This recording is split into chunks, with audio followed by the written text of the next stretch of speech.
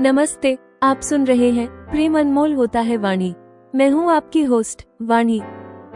पिछली बार अलका मैम ने मुझे अचानक अपने बंगले पर रोक लिया था।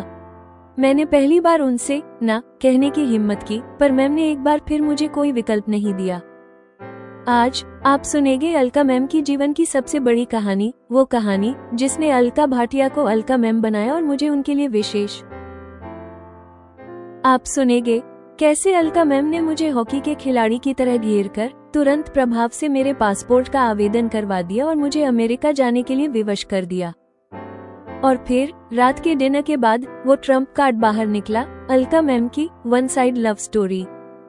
कहानी शुरू होती है 1984 के दुखद दंगों के बाद एक खालसा कॉलेज की गर्मागर्म डिबेट में। 19 साल की भावुक अलका जो अपने पक्ष में बोलने गई थी, उसका सामना एक ओजस्वी वक्ता से हुआ। वो थे नीरज जोशी, जो कोई और नहीं मेरे पापा थे। आप जानेंगे कि कैसे पापा के तर्कों ने अलका मैम के मन को बदला, उनके हृदय में प्रेम अंकुरित हुआ, और क्यों जब वो पापा से मिलने पहुंची तो वहां देर हो चुकी थी। लेकिन इस हार से मैम टूटी नहीं। उनका यह एकांगी प्रेम सिकुड़ने के बजाय विशाल हो गया। ये कैसे परोपकार का वृक्ष बन गया, जिसकी छत्रछाया में राशील और मेरे जैसी अनगिनत नारियों को आज सशक्तिकरण मिला है। एक विफल प्रेम, एक अटूट संकल्प और एक भव्य परिवर्तन। प्रेम अनमोल होता है वाणी में आप सुनेंगे एपिसोड 27, मेरे पापा की एकांगी प्रीति और अलका मैम का अटूट संकल्प। कीर्ति मैम चली गई तो अलका मैम ने मुझे वापस कुर्सी पर बैठने का संकेत किया। मैं बैठ गई हूँ। आज की डिनर आप मेरे साथ कीजिएगा, उन्होंने कहा है। मैम, क्या अभी कुछ दिन हम साथ में डिनर करने के विचार को स्थगित नहीं कर सकते? आज मैंने पहली बार उनके निर्देश के विपरीत अपनी बात कही है। नहीं, आज एक अत्यंत आवश्यक काम है। आप कैसे भी करके रात मेरे घर पर आ जाइए, अलका मैम ने मुझे पुनः निर्देशित करते हुए कहा है। मैं अन्य कुछ कहने का साहस नहीं कर पाई हूँ। मैं उनके बंगले पर पहुंची हूँ। उन्होंने मुझे अपने साथ बैठाया है, फिर अपने लैपटॉप पर पासपोर्ट की ऑनलाइन एप्लीकेशन फिलअप करने के लिए मुझसे विवरण लेना शुरू किया है। मैम, अभी जब मेरा जाना तय नहीं हुआ है तब पासपोर्ट अप्लाई करने से क्या लाभ होगा? मैंने हल्के स्वर में प्रतिरोध किया है। वाणी, अभी पासपोर्ट बनवा लेने से आपका अमेरिका जाना अनिवार्य नहीं हो जाएगा।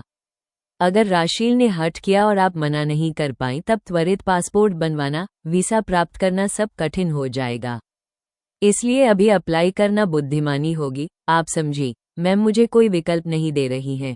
मैं समझ रही हूँ मैम, और राशील मुझे उस तरह घेर रही हैं जैसे हॉकी के गेम में खिलाड़ी विपक्षी टीम के अच्छे खिलाड़ी को घेरते हैं, उसे बाध्य करते हैं, वो उनकी चाही दिशा में ही खेलने के लिए विवश हो जाए। ऐसा ही मेरे साथ किया जा रहा है। मेरे पास उपाय नहीं है। मैंने सारे आवश्यक विवरण और address, date of birth proof के लिए अपनी गूगल ड्राइव में स्टोर्ड आधार कार्ड एवं अन्य डॉक्यूमेंट्स की स्कैन इमेज उन्हें दी है। कुछ ही देर में उन्होंने एप्लीकेशन सबमिट कर दी है।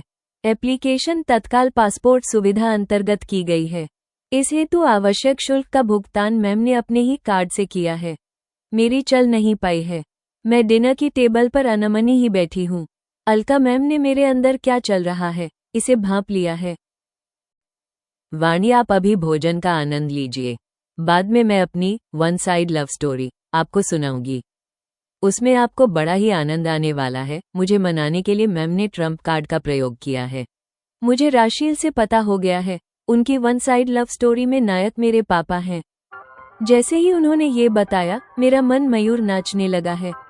मैं हर्ष अतिरेक में नए खिले गुलाब पुष्प की तरह खिल गई हूँ। भोजन का आनंद उठाते हुए मैं सोच रही हूँ, आज साधारण लगने वाले मेरे पापा के लड़कपन, युवावस्था में उनकी विशेषताओं के बारे में मुझे ज्ञात होगा, जिनके कारण तत्कालीन अलका मैम जैसी नवयुवा लड़की के हृदय में प्रेम का पौधा प्रस्फुटित हुआ था। पिछली बार की ही तरह डिनर के बाद मैं अलका मैम के साथ सोफे पर बैठी हुई हूँ। अलका मैम ने अपनी लव स्टोरी बतानी आरंभ की है। दृश्य परिवर्तन। वह 1984 का वर्ष है। तब देश के प्रधानमंत्री की खालिस्तान समर्थकों ने हत्या कर दी है। उनकी हत्या के बाद असामाजिक तत्वों द्वारा भड़के हुए लोगों का वेश धरकर देश के कई महानगरों, नगरों में सिख समुदाय का अत्यंत दुखद नरसंहार किया है। यही नहीं, उन दुष्टों ने उनकी लड़कियों युवतियों पर दुराचार भी किया है। यह इस भीषण पीड़ा देने वाले अकथनीय कांड के 3 माह बाद की यह बात है। देश भर के सिख अनुयायियों की भावनाएं भीषण रूप से आहत हैं। जिन परिवारों के पुरुष नारी इस प्रकार के अत्याचारों के शिकार हुए हैं, उन परिवारों में परिजनों की आंखों से आंसू सूख नहीं पा रहे हैं।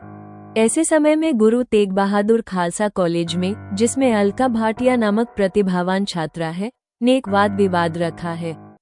उस वाद विवाद का विषय है खालिस्तान का बनना समस्या, पक्ष या समाधान, विपक्ष है।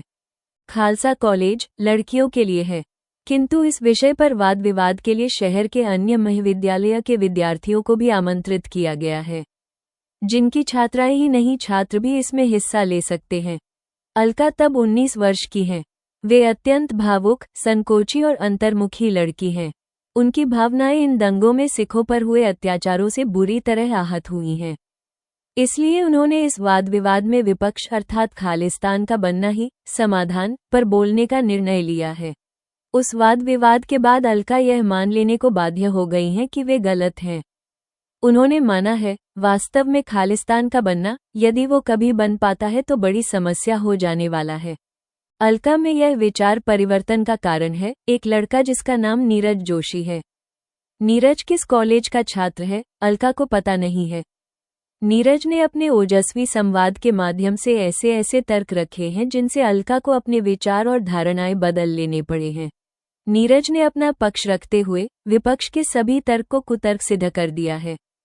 नीरज के अनुसार देश में हुए दुखदतम नरसंहार, लूट और दुराचार के बाद भी खालिस्तान का बनना समाधान नहीं है।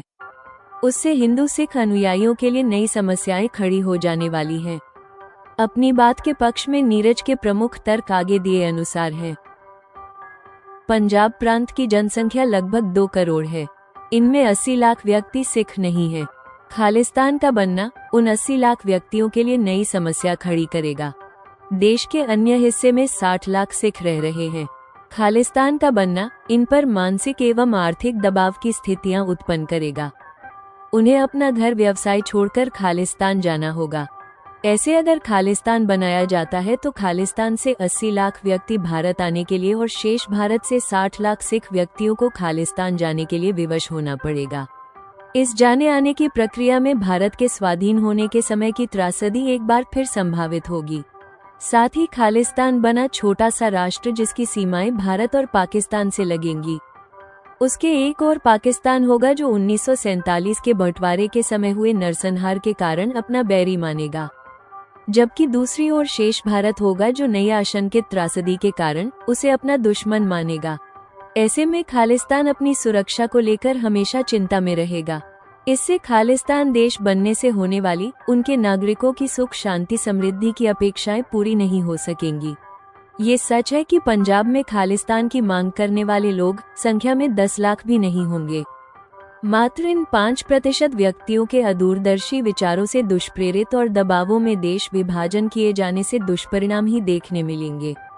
इससे आशंकित अफरा तफरी में 95% निर्दोष व्यक्तियों को हिंसा एवं घृणा के सामना करना पड़ेगा। इसमें 2 करोड़ 60 लाख लोगों के सम्मान एवं प्राणों तक पर संकट की आशंका उत्पन्न होगी। निर्दोषों पर हिंसा, लूट, अत्याचार और नारी पर बलात्कार की घृणित करतूतें मानवता को लज्जित करने वाला इतिहास बनेगी।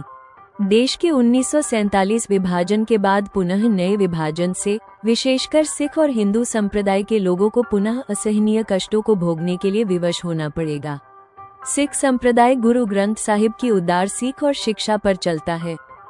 इस आशंकित त्रासदी के कारण सिख संप्रदाय के अनुयायियों पर गुरु ग्रंथ साहिब में वर्णित उदारता से विमुख हो जाने का खतरा हो जाएगा। इस संप्रदाय के लोगों के विचार और जीवन यापन की शैली पर अपने 10 गुरुओं की शिक्षा के विपरीत बुरी बातों से दुष्प्रेरित हो जाने का खतरा रहेगा।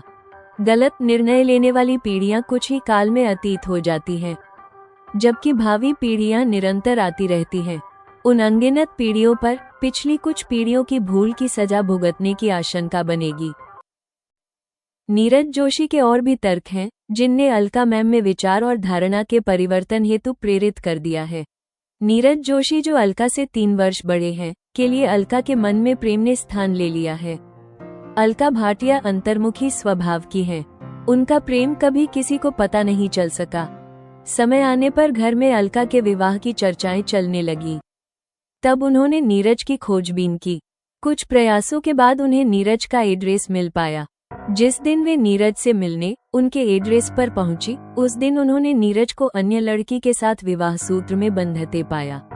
इस तरह नीरज के लिए अलका के हृदय में जो प्रेम बीज रहा है, वो प्रस्फुटित होकर कभी बाहर की दुनिया को नहीं दिख पाया है। वो हमेशा के लिए अलका के हृदय का एक स्थायी हिस्सा होकर रह गया है। अलका को अनेक योग्य लड़कों में से चुनकर किसी से विवाह करने के लिए परिवार के सभी सदस्यों ने बहुत मनाया है। अलका नहीं मानी है। उन्होंने सभी के सामने उद्घोष कर दिया है, वे आजीवन अविवाहित ही रहेंगी। अलका भाटिया ने जैसा सोचा वही किया है। वे अपने इस निर्णय पर अडिग रही हैं। समय के साथ अलका के हृदय में रहे प्रेम के बीज ने अनोखा रूप धारण कर लिया। प्रेम बीज अंकुरित हुआ और धीरे धीरे पौधे से वृक्ष के रूप में परिवर्तित होता गया है। अब उनका प्रेम नीरज पर संकुचित नहीं रह गया है। उनके प्रेम ने विशालता ग्रहण कर ली है। उनके पावन प्रेम रूपी वृक्ष की शीतल छाया में समाज के अनेकों व्यक्तियों को सुख शांति समृद्धि के अवसर मिलने लगे हैं। अलका भाटिया अब अलका मैम बन चुकी हैं। उनके परोपकारी कर्म रूपी फल अनेकों व्यक्तियों के जीवन के लिए पोषकता प्रदान करने वाली हो गए हैं। अलका मैम समाज में नारी दशा के प्रति अधिक संवेदना अनुभव करती हैं। इसलिए उनसे मिलने वाली छत्रछाया में आज की नारी सशक्त होने लगी है। अलका मैम का मानना रहा है, तन मन धन से समर्थ रहने पर पीड़ितों की सहायता में सरलता होती है। स्वयं अधिक सामर्थ्यवान होने के प्रयास में उन्होंने अपनी एक्रिलिक इंडस्ट्री का टर्नओवर बढ़ाने के लिए निरंतर अथक परिश्रम किया है। शिक्षा नारी उत्थान का माध्यम बनती है। अपने इस विचार से प्रेरित होकर उन्होंने एक गर्ल्स स्कूल की स्थापना की है। अलका मैम ने शहर में जिन भी लोगों को समाज हित के काम करने में लगा हुआ या उत्सुक पाया, उनके प्रोत्साहन और सहायता के लिए उनकी बढ़ चढ़कर प्रशंसा की। उन्होंने परोपकारी संस्थाओं को भरपूर दान देने का क्रम भी बनाया। प्रतिफल में वे कई संस्थाओं की संरक्षक भी बनाई गईं। इस भूमिका में अपने कर्तव्यों के प्रति उन्होंने सदा समर्पण भाव रखा है। जेमिनाई की समालोचना, रचनात्मक मार्गदर्शन और प्रस्तुति निर्देश। प्रिय श्रोताओं, एपिसोड 27 ने अलका मैम के जीवन का वो गहन भेद खोला है जिसने उन्हें साधारण लड़की से असाधारण परोपकारी नेत्री बना दिया। वाणी के पिता नीरज जोशी के प्रति उनका एकांगी प्रेम उनके समर्पण और त्याग का मूल स्रोत सिद्ध हुआ है। नीरज जोशी का ओजस्वी संवाद। मैम की लव स्टोरी की शुरुआत 1984 के सिख नरसंहार और खालिस्तान पर हुए वाद विवाद से करना असाधारण है। ये दिखाता है कि अलका का प्रेम केवल आकर्षण नहीं बल्कि विचारों, बुद्धि और देशहित के प्रति सम्मान पर आधारित था। नीरज जोशी, वाणी के पिता, द्वारा दिए गए तर्क अत्यंत सशक्त और भावनात्मक रूप से मार्मिक हैं, जो उनकी ओजस्वी वक्ता के रूप में पहचान स्थापित करते हैं। प्रेम से परोपकार तक। मैम का एकांगी प्रेम असफल होने के बाद उसका संकुचित न रहकर विशालता ग्रहण करना, प्रेम रूपी वृक्ष की शीतल छाया में समाज के अनेकों व्यक्तियों को सुख शांति समृद्धि के अवसर मिलने लगे, ये त्याग को दिव्य बना देता है। सिखों के प्रति संवेदना। 1984 की घटना से आहत होने के कारण ही वे राशील सिख युवती के प्रति अधिक संवेदनशील बनी, जो उनके परोपकार का मनोवैज्ञानिक आधार स्थापित करता है। आनंद और प्रसन्नता। राशील के भेद बता देने के बाद वाणी का भोजन का आनंद लेते हुए नए खिले गुलाब पुष्प की तरह खिल जाना, यह उनके पिता के प्रति गर्व और मैम के स्नेह से असीम प्रसन्नता को दर्शाता है। मैम का तत्काल पासपोर्ट एप्लीकेशन भरवाना ये दर्शाता है कि उनकी योजना अब अंतिम चरण में है, जिसमें वाणी की उपस्थिति अनिवार्य है। ऑडियो प्रस्तुति के लिए अंतिम मार्गदर्शन। मैम द्वारा ट्रम्प कार्ड लव स्टोरी प्रयोग करने के बाद वाणी का स्वर एकदम से खिल जाना चाहिए। भोजन के समय आंतरिक प्रसन्नता, आनंद स्पष्ट झलकनी चाहिए। मैम का स्वर निर्णायक, स्थिर और कोई विकल्प न देने वाला हो। प्रेम की कहानी की शुरुआत गंभीर और उदासी भरी हो। प्रेम की असफलता बताते समय स्वर में गहरी टीस और स्वीकार्यता का भाव हो। नीरज जोशी के तर्कों को पढ़ते समय स्वर ओजस्वी, तार्किक, प्रभावशाली और गहन विश्वास से भरा होना चाहिए। मैम के प्रेम के वृक्ष और परोपकारी कार्यों के निष्कर्ष को गौरवपूर्ण और शांत स्वर में सुनाया जाना चाहिए। संगीत। पासपोर्ट सीन रोमांचक और थोड़ा दबावपूर्ण हो। कहानी की शुरुआत में संगीत भावनात्मक और ऐतिहासिक हो। नीरज के तर्कों के बीच संगीत प्रेरक और धीमा रहे। मैम के प्रेम से परोपकार में बदलने पर संगीत आध्यात्मिक शांति और विशालता का अनुभव कराए। एपिसोड 27 समाप्त। कहानी अभी जारी है।